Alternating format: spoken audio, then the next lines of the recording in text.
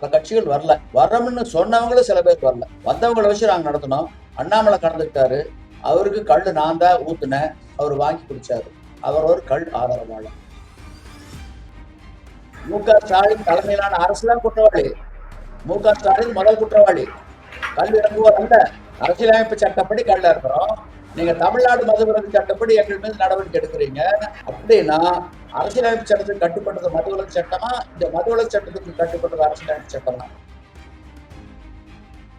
எடப்பாடி பழனிசாமி எல்லாம் ஏன் வரல? அவர் வர முடியாது இருக்கலாம். அவங்க கட்சியிலிருந்து யாரோ பிரதிநிதி அனுப்பிச்சிருக்கலாமல்ல, ஏன் அனுப்பல? அப்படின்னா விவசாயிகளுடைய நலன்ல, மக்கள் நலன்ல அக்கறை இல்லையா? விடுதலை சிறுத்தைகள் வன்னி அரசு அவர்கள் என்ன சொன்னார்னா, இதுல எங்க தலைவருக்கு உடன்பாடு இல்லைன்ட்டாரு அப்படின்னு. உடன்பாடு இல்லைன்னா வாங்க வாக்குக்கு, திருமாவளவன் வர வேண்டியதான வாக்குக்கு. உலக அளவில் எங்கும் கல்லுக்கு தடை கிடையாது.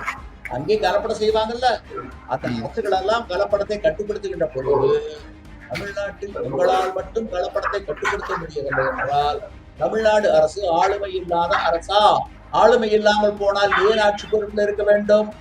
இறங்குங்க, கீழே இறங்குங்க. முதல்வர் நாற்காலியிலிருந்து கீழே இறங்குங்க. நேயர்களுக்கு வணக்கம். இன்று நம்மிடையே இணைந்திருப்பவர் கல் நல்லசாமி அவர்கள். வணக்கம் சார். வணக்கம். கல் விடுதலை மாநாடு நடைபெற்றுச்சுங்க. இதுல பாஜக மாநில தலைவர் அண்ணாமலை அவர்கள் வந்துட்டு கலந்து கொண்டு உங்களுக்கு ஆதரவெல்லாம் தெரிவிச்சிருந்தாரு. அந்த மாநாடு எப்படிங்க நடைபெற்றுச்சு? பின்னணி எப்படி போச்சு? ஆதரவுன்றது எப்படி இருக்குங்க உங்களுக்கு? ஒற்றை இலக்கை முன்னிறுத்தி இந்த கருத்தரங்கம், மாநாடல்ல கருத்தரங்கம், அரசியல் கட்சிகளுக்கு கல்லை பற்றி புரிய வைக்க வேண்டும் என்பதுதான் இந்த கருத்தரங்களுடைய நோக்கம். அது திருப்பூர் மாவட்டம், உடுமலை வட்டம், கொங்கல் நகரத்தில் நடந்தது. அதுக்கு 24 கட்சிகளுக்கு நாங்க அழைப்பு கொடுத்தோம். பல கட்சிகள் வரல. வர்றோம்னு சொன்னவங்களும் சில பேர் வரல. வந்தவங்களை வச்சு நாங்க நடத்தினோம். அண்ணாமலை கலந்துக்கிட்டாரு. அவருக்கு கள்ளு நான் தான் ஊத்துனேன். அவர் வாங்கி குடிச்சாரு. அவர் ஒரு கள் ஆதரவாளர். அதே மாதிரி டிடிவி தினகரன் வந்திருந்தாரு. ஐஜேகே தலைவர் ரவி பச்சமுத்து வந்திருந்தாரு. இப்படி பல அமைப்புகள் இருந்து வந்திருந்தாங்க. நாம் தமிழர் கட்சியிலிருந்து வந்திருந்தாங்க. தமிழக முன்னேற்ற கழகத்திலிருந்து வந்திருந்தாங்க. அப்புறம் கோமுகவிலிருந்து வந்திருந்தாங்க. கொங்குநாடு மக்கள் தேசிய கட்சியிலிருந்து விவசாயிகள் பிரிவு செயலாளர் வந்திருந்தாரு. இப்படி பல அமைப்புகள்ல இருந்து வந்திருந்தாங்க. அதே நேரத்துல பிரதான எதிர்கட்சியாக இருக்கக்கூடிய அண்ணா திராவிட முன்னேற்ற கழகம், அவங்களுக்கு பல கடிதங்கள் எழுதணும். நேரில் போய் பார்த்தோம். ஒரு நல்ல முடிவு அறிவிக்கிறோம்னு சொன்னாங்க. கடைசி வரல அறிவி அந்த விஷயம் நடத்தணும்.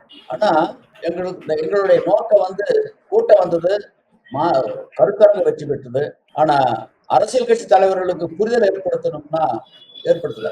மக்களால் புரிதலை ஏற்படுத்த முடியவில்லை. இன்னும் பல தலைவர்கள் என்ன பேசுறாங்கன்னா, கல்லுக்கு அனுமதி கொடுக்க வேண்டும், கள்ளு கடைகளை திறக்க வேண்டும், அதுதான் மேடையில பேசுறாங்க. இவ இரண்டுமே அரசியலமைப்பு சட்டத்துக்கு எதிரானது. திரு அண்ணாமலை அவர்கள் என்ன சொன்னாருன்னா, ஜனநாயக தேசிய கூட்டணி 2026 ஆட்சிக்கு வந்தால் கல்லுக்கு அனுமதி கொடுக்கப்படும் அப்படின்னாரு. எதுக்கு கல்லுக்கு அனுமதி? அனுமதி கொடுக்கிறது தமிழ்நாடு அரசு யாரு? வாரியோ அரசியலமைப்பு சட்டம் 1950 ஜனவரி 26 நடைமுறைக்கு வந்தது. தடம் கொடுத்திருக்க உணவு முறைமைதான் கல் இறக்குவதும் பருகுவதும். ஆக அரசியலமைப்பு சட்டம் கொடுத்தாச்சு. அப்புறம் தமிழ்நாடு அரசு எப்படி அனுமதி கொடுக்க முடியும்? அந்த அரசியலமைப்பு சட்டம் கொடுத்த அனுமதியை கலப்படத்தை காரணம் காட்டி தமிழ்நாடு அரசு பறித்துக் கொண்டது. இதுல கல் இறக்குறோம்னு வைங்க, நடவடிக்கை எடுக்கிறாங்க. போராளிகள் மீது, கல் இறக்குவோர் மீது, பருகுவோர் மீது. அப்படி ஒரு நடவடிக்கையை தமிழ்நாடு அரசு, மாண்புமிகு மு.க. ஸ்டாலின் தலைமையிலான அரசு நடவடிக்கை எடுத்தால் யார் குற்றவாளி? மு.க. ஸ்டாலின் தலைமையிலான அரசு தான் குற்றவாளி. மு.க. ஸ்டாலின் முதல் குற்றவாளி. கல் இறங்குவோர் அல்ல. அரசியலமைப்பு சட்டப்படி கல்ல இருக்கிறோம். நீங்க தமிழ்நாடு மதுவிலக்கு சட்டப்படி எங்கள் மீது நடவடிக்கை எடுக்கிறீங்க. அப்படின்னா அரசியலமைப்பு சட்டத்துக்கு கட்டுப்பட்டது மதுவிலக்கு சட்டமா, இந்த மதுவிலக்கு சட்டத்துக்கு கட்டுப்பட்டது அரசியலமைப்பு சட்டமா? எங்க கையில அரசியலமைப்பு சட்டம் இருக்கு, அவங்க கையில மதுவிலக்கு சட்டம் இருக்கு. எது வெல்லும்? எது வெல்லும்? அந்த புரிதலை ஏற்படுத்த வேண்டும். அதுக்காகத்தான் அந்த கருத்தரங்கம் நடத்தணும். அரசியலமைப்பு சட்டத்தில் இடம்பெற்றிருக்கு அப்படின்னா இங்க தமிழக அரசு இங்க அனுமதி மறுத்து தானே வச்சிருக்காங்க. அதுதான் நாங்க விடுவிச்சு நாங்க அனுமதி கொடுக்கிறோம் அப்படின்னு சொல்றாங்க. நீங்க வர சொல்லுங்க. இங்க பாருங்க, நான் சொல்றேன்ல, முதலமைச்சர் இருக்காரு, மாண்புமிகு அமைச்சர்கள் இருக்காங்க, ஐஏஎஸ் ஐபிஎஸ் அதிகாரிகள் இருக்காங்க, சட்ட வல்லுநர்கள் இருக்காங்க. வர சொல்லுங்க, வாதிடுங்க. ஒரு தடை செய்யப்பட வேண்டிய போதைப் பொருள் தான் மதுதான். இறக்குமதி மதுக்களும் இந்திய தயாரிப்பு அயல்நாட்டு மதுக்களும் கல்லை விட நல்லவை. கல்லியக்கம் கொண்டிருக்கக்கூடிய கோரிக்கைகளில் நியாயமே இல்லை. இது அரசியலமைப்பு சட்டம் மக்களுக்கு கொடுத்திருக்கும் உணவு தேடும் உரிமை ஆகாது. நிரூபிக்க சொல்லுங்க. நான் கோரிக்கை கைவிடுறோம், போராட்டத்தை விலக்கிறோம். இதென்ன ஜனநாயக நாடா, இவங்களுடைய வேட்டைக்காடா? புரிதல் இல்லாம எல்லாருமே பேசுறாங்க. கல்லுக்கு அனுமதி கொடுக்க வேண்டும், கள்ளு கடைகளை திறக்க வேண்டும். எது கள்ளு கடைகளை திறக்கணும்? உணவுக்கு எது கடை? இப்போ கறவை இருக்குது, சந்தைக்கு போய் வாங்கிட்டு வர்றோம். அரசுகிட்ட அனுமதி பெற்றா கறவை மாடு வாங்கிட்டு வர்றோம், அனுமதி பெற்றா கறக்குறோம், அனுமதி வாங்கியா கறந்த பாலை குடிக்கிறோம், விற்கிறோம் இல்லையே? அந்த மாதிரி it is part of food. இதுக்கு எது கடை, இதுக்கு எதுக்கு ஏலம்? ஏலம் கடை என்று இருந்தால் ஒரு மரத்துக்கல்ல கிடைக்குமா? ஒரு மரத்துக்கல்ல 48 நாட்கள் ஒரு மண்டலம் தொடர்ந்து பருகி வந்தால் பல நோய்கள் குணமாகும். இது மருத்துவம். கட்டுக்கு ஏலம் கடை என்று இருந்தால் ஒரு மரத்துக்கல்ல கிடைக்குமா? வாய்ப்பே இல்லை. பல மரத்துக்கல்லு தான் கிடைக்கும். அதுவும் அது கலப்படக்கல்லா தான் இருக்கும்.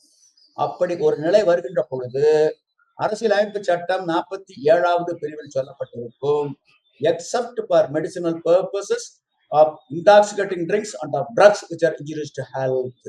இந்த வரி பொருளற்று போய்விடுகின்றது. ஆகவே கல்லுக்கு தடையும் கூடாது, கடையும் கூடாது. ஆக அரசியலமைப்பு சட்டத்தை மதித்து நடக்க வேண்டிய கடமை பொறுப்பு தமிழ்நாடு அரசுக்கு இருக்கா இல்லையா? அதை கேட்க வேண்டிய கடமை பொறுப்பு எதிர்கட்சி தலைவர்களுக்கு மற்ற அரசியல் கட்சி தலைவர்களுக்கு உண்டா இல்லையா? யாருக்குமே இல்லையே. அவருடைய வெளிப்பாடு தானே தமிழ்நாட்டுல கல்லுக்கு தடை.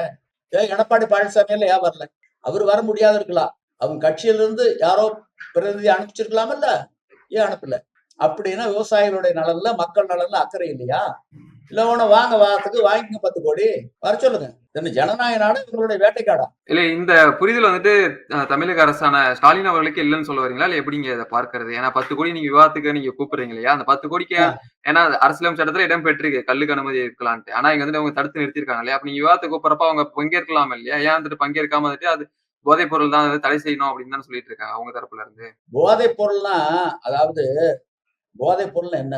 சர்வதேச அளவில் போதைப் பொருள் என்று அடையாளம் காட்டப்பட்டிருப்பவை ராஜபோதை என்று சொல்லக்கூடிய ஓபியம், அபின், கஞ்சா, marijuana, pethidine, heroin, brown sugar, cocaine, LSD, China white போதை காளான், இவைகள் தான் போதைப் பொருள்.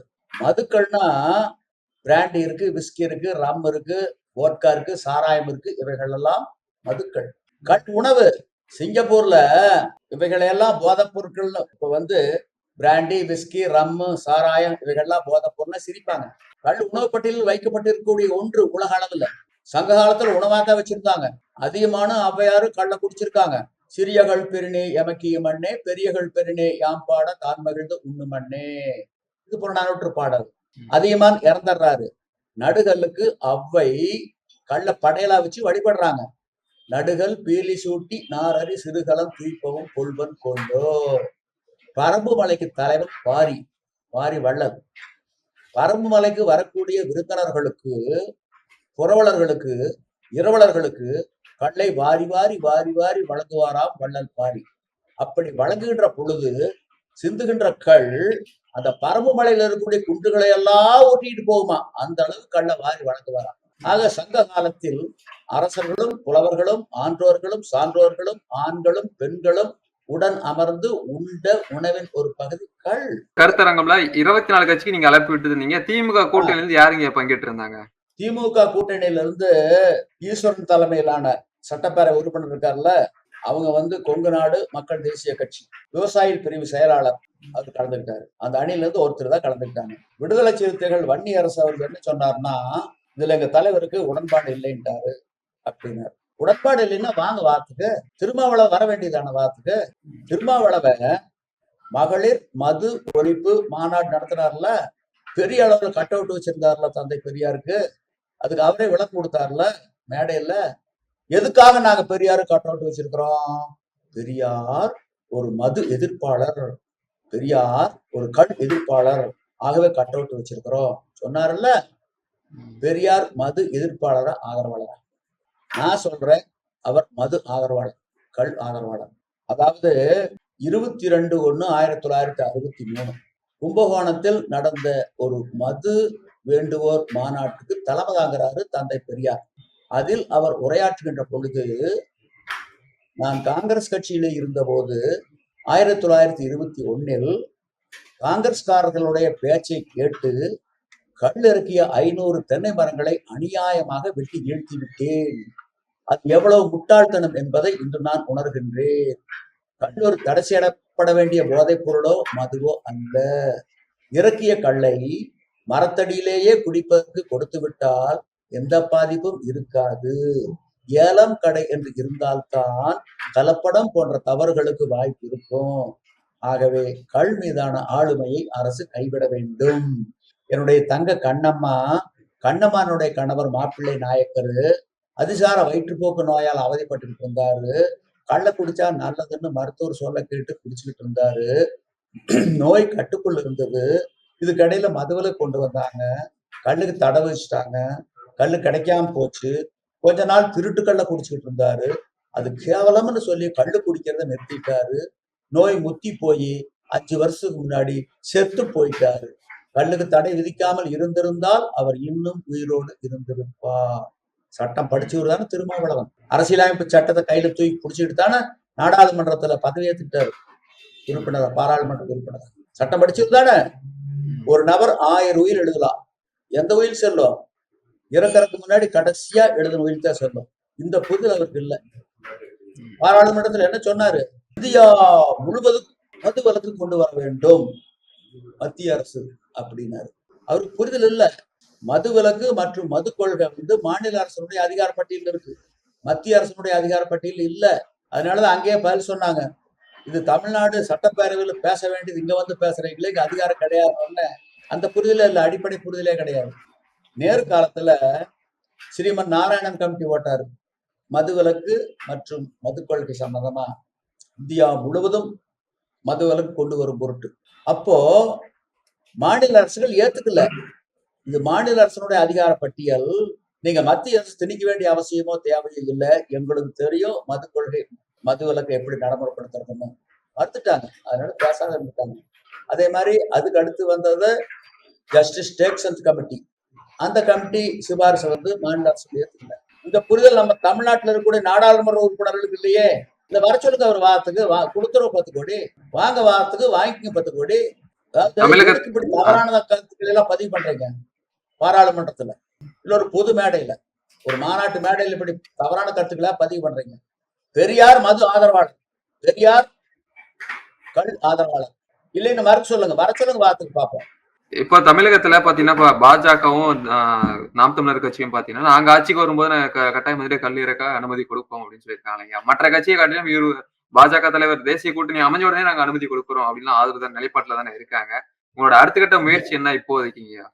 அவங்க நாங்க கல்லுக்கு அனுமதி கேட்கவே இல்லையே, கல்லுக்கு வைத்திருக்கக்கூடிய தடை நீக்குன்னு தான் சொல்றோம். அதுதாங்க இப்போ இருக்கக்கூடிய திமுக ஆட்சியில கட்டுக்கடைகளை திறக்க வேண்டும் என்ற கோரிக்கையை வைக்கவில்லை. கல்லுக்கு தடையும் கூடாது, கடையும் கூடாது. இந்த புரிதல் இல்லை, பல தலைவர்களுக்கு இல்லை. இப்ப அடுத்த கட்ட முயற்சி என்னங்க தங்கள் தரப்புல இருந்து? எங்க தரப்புல அடுத்த கட்ட முயற்சி என்னன்னா, கல் இறக்குவது அரசியலமைப்பு சட்டம் எங்களுக்கு கொடுத்திருக்கும் 3 தேடும் உரிமை. தடுத்தால் தமிழ்நாடு அரசுதான் குற்றவாளி. மக்கள் மத்தியில கொண்டுட்டு போவோம். சுதந்திரத்தினுடைய விலை மக்களுடைய விழிப்புணர்வு. அப்புறம் நாங்கள்லாம் மக்களாகிய நாங்கள் செம்மறியாடுகளாக இருந்தால் ஆட்சியாளர்கள் ஓநாய்களாக தான் இருப்பார். அதுக்கு ஒண்ணும் பண்ண முடியாது. நாங்க கோழி, எங்கனால போகத்தான் முடியும்.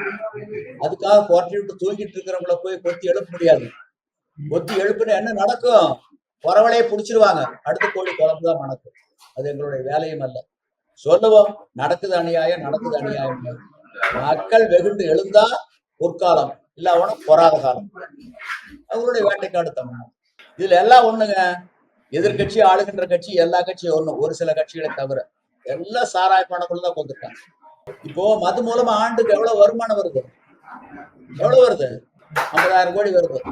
இது முன்கதவு வழியா வரக்கூடிய வருவாய் எல்லாத்துக்கும் தெரியுது.